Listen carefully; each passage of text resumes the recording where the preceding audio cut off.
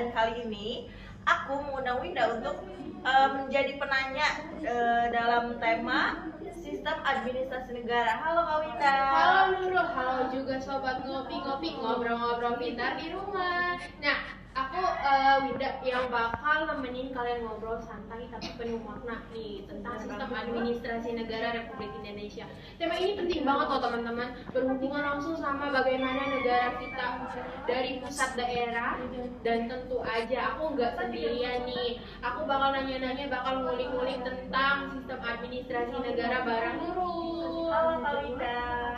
Halo. Oke, halo juga buat semua pendengar setia ngopi. Seneng banget ya bisa ikut ngobrol di topik ini sama Kak Winda, karena sistem administrasi negara itu ibarat mesin utama ya yang menggerakkan roda pemerintahan.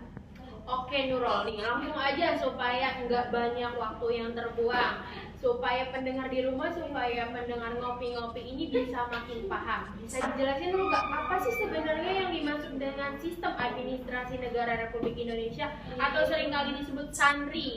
Tentu Kak Winda, sistem administrasi negara Republik Indonesia adalah keseluruhan tatanan penyelenggaraan pemerintahan negara yang mencakup struktur, proses, fungsi, dan budaya administrasi dalam mencapai tujuan nasional seperti yang tertuang dalam pembukaan Undang-Undang Dasar 1945. Jadi ini bukan tentang birokrasi saja, tapi tentang bagaimana negara diatur, dikelola, dan dilayani, Kak Winda. Oh, jadi berarti bisa dibilang SANRI ini jadi fondasi jalannya pemerintahan kita ya, Benar Kak? banget. Sistem administrasi negara ini berfungsi untuk menciptakan keteraturan, Kak Winda, efisiensi, dan keadilan dalam penyelenggaraan pemerintahan.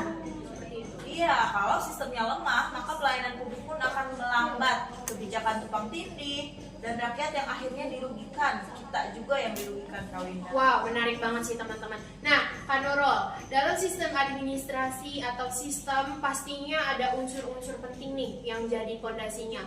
Kalau di administrasi negara apa aja sih? Oke, unsur-unsur pentingnya itu ada 4, Kak Winda. Yang pertama itu organisasi, yaitu wadah kerjasama yang punya tujuan tertentu gitu. Yang kedua ada manajemen yang berfungsi mengelola sumber daya secara efektif dan efisien. Dan yang ketiga ada kebijakan publik sebagai panduan dalam pengambilan keputusan. Dan yang terakhir ada aparatur negara, yaitu ASN sebagai pelaksana kebijakan dan pelayanan publik.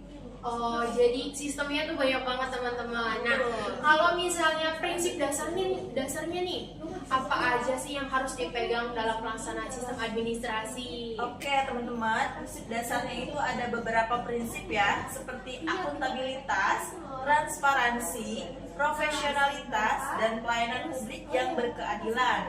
Prinsip ini, Kak Winda, jadi dasar agar pemerintahan berjalan bersih, efektif, berpihak pada kita atau berpihak pada rakyat. Oh, jadi lebih kepada rakyat ya yang merasakannya.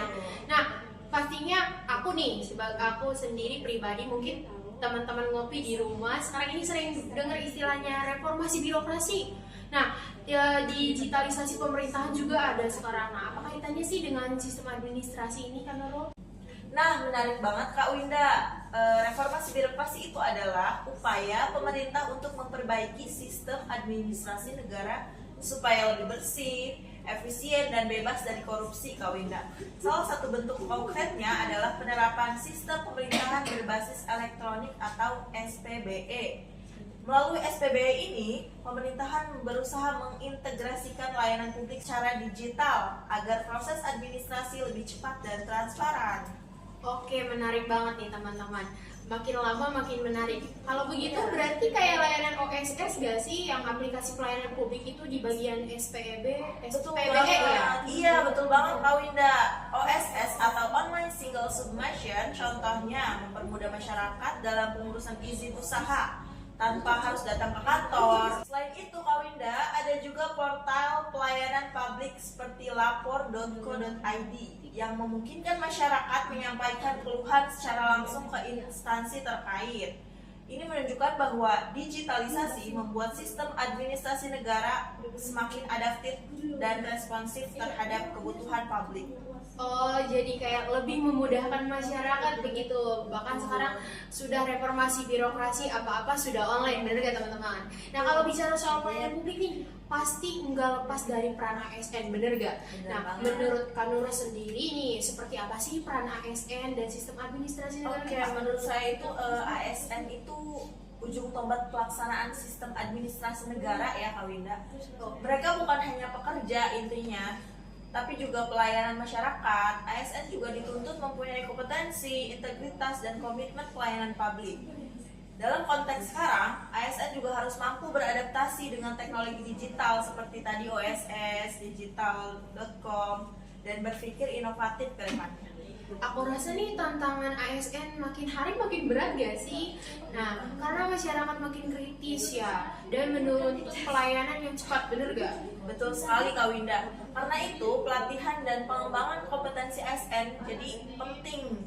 Pemerintah bahkan punya program seperti ASN berakhlak dan core values berorientasi pelayanan untuk ASN, supaya pegawai negeri bisa lebih fokus pada hasil dan kebutuhan masyarakat dalam melayani masyarakat.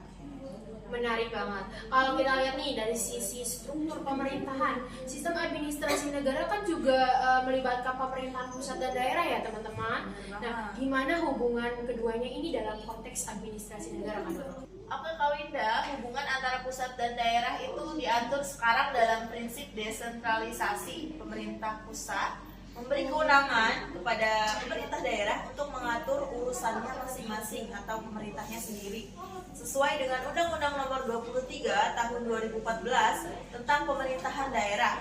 Tetapi ada juga koordinasi, pengawasan, dan pembinaan dari pusat supaya kebijakan tetap sejalan dengan tujuan nasional gitu Kak. Oke, jadi sistem administrasi negara ini harus menjamin keseimbangan ya Kak Nurul, antara otonomi daerah dan kepentingan nasional, bukan gitu? Betul sekali, tantangannya juga adalah bagaimana daerah bisa berinovasi keluar dari koridor hukum, standar, dan pelayanan nasional gitu Kak Winda. Nah, kalau begitu nih, menurut Kak Nurul sendiri, tantangan terbesar dalam penerapan sistem administrasi ini sekarang itu apa aja sih? Tantangannya sih banyak ya Kak Winda, mulai dari resistensi terhadap perubahan, kurangnya koordinasi antar lembaga, hingga masih lemahnya budaya pelayanan publik di beberapa daerah. Tapi kita juga harus tetap optimis nih Kak Winda, karena dengan komitmen reformasi birokrasi ini, digitalisasi, dan peran aktif masyarakat, sistem administrasi kita bisa terus membaik ke depannya. Kalau Kak Nurul sendiri nih, apa harapan ke depannya? Oke, harapan aku sih semoga sistem administrasi negara Indonesia semakin efisien, transparan, berintegritas, dan benar-benar melayani rakyat Kak Winda. Dengan begitu kan pemerintahan bisa berjalan stabil, Betul dan banget. kepercayaan masyarakat juga semakin meningkat ya pada pemerintah. Betul banget teman-teman. Wah, luar biasa banget gak sih pembahasan kita hari ini Kak Nurul? Wow, sangat Nah, berdaging ya. betul banget. Nah, terima kasih banyak Kak Nurul karena sudah memberikan kita informasi-informasi yang mungkin teman-teman di rumah juga baru tahu. Oke, sama-sama Kak Winda. Semoga obrolan kita ini bisa menambah pengetahuan teman-teman ngopi dan teman-teman di luar sana ya yang mendengarkan tentang bagaimana sistem administrasi negara ini bekerja dan mengapa penting untuk kehidupan kita sehari-hari. Betul banget. Karena administrasi negara itu bukan cuma urusan pemerintahan teman-teman, tapi juga tanggung jawab kita semua sebagai warga negara yang baik. Betul. Terima kasih sudah mendengarkan podcast Ngopi Ngobrol Pintar bareng Nurul dan Winda. berjumpa di episode selanjutnya. Tetap semangat belajar dan peduli pada tata pemerintahan yang baik. Bye-bye guys.